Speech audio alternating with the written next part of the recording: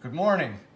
Maybe a gloomy day outside in Cleveland, Ohio, but it's always a beautiful day when we get to talk to Joe Tait.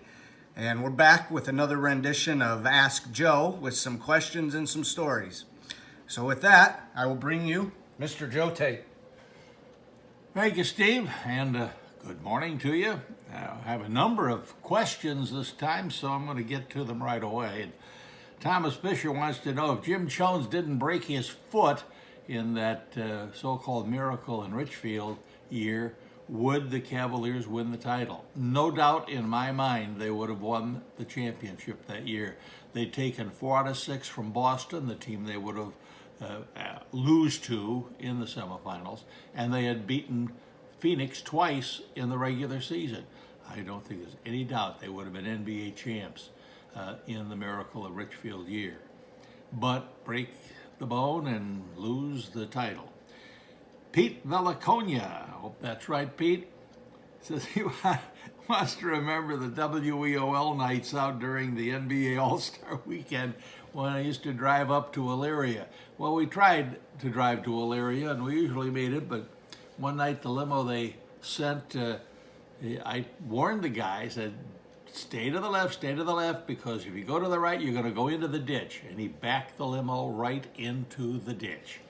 And in fact, the headlights were shining up on the roof of the barn. And the best part of it was my wife came out, opened the driver's door and says, get out of there. I've always wanted to drive one of these things. She climbed in and drove it out of the ditch. So that was a memorable night. You're right.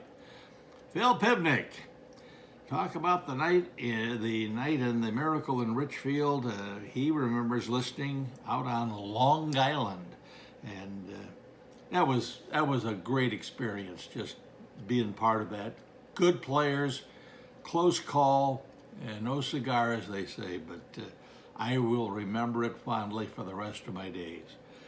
Jim Clark, my old buddy, he did a book. I did the foreword to it, but wanted to know about memories I might have of Walt Wesley's 50-point game against the Cincinnati Royals. I do remember that, and it was one of those games. It was an afternoon game at the old Cleveland Arena, and they just kept feeding him the ball, and he was up against two fellas whose names I do not remember.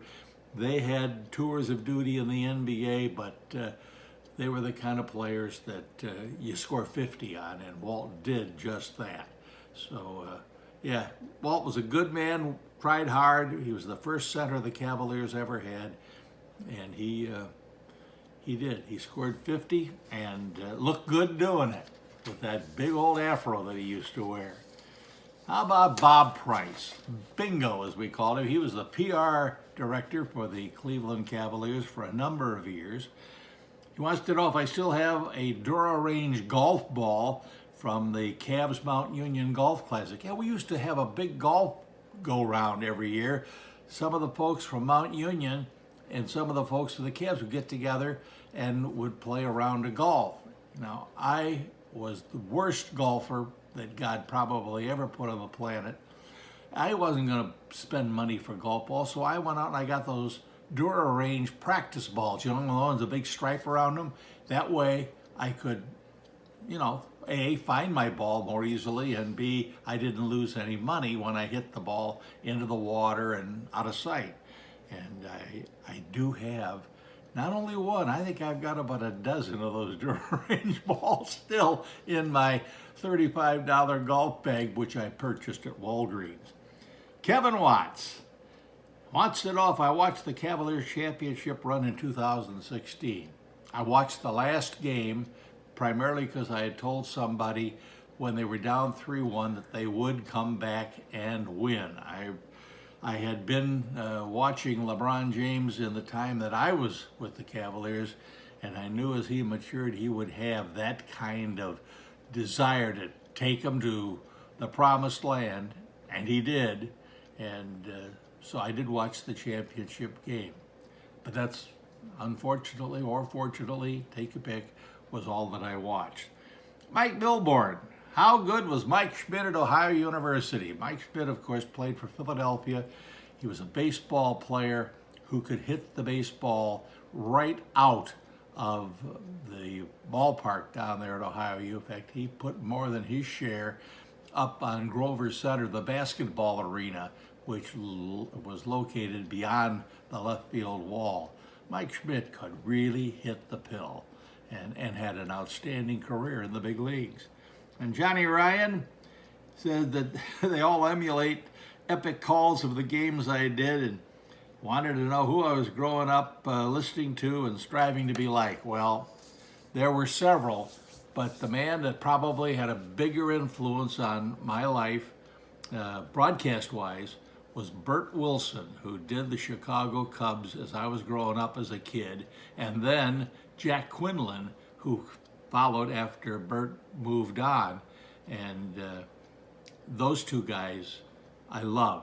They really paved the way for my broadcast style. And I believe I have told more than one budding broadcaster, pick somebody you like, do it the way they do it until you've done enough of it to start bringing in your own style. Sooner or later you'll have your own style and you can put the other person's style away.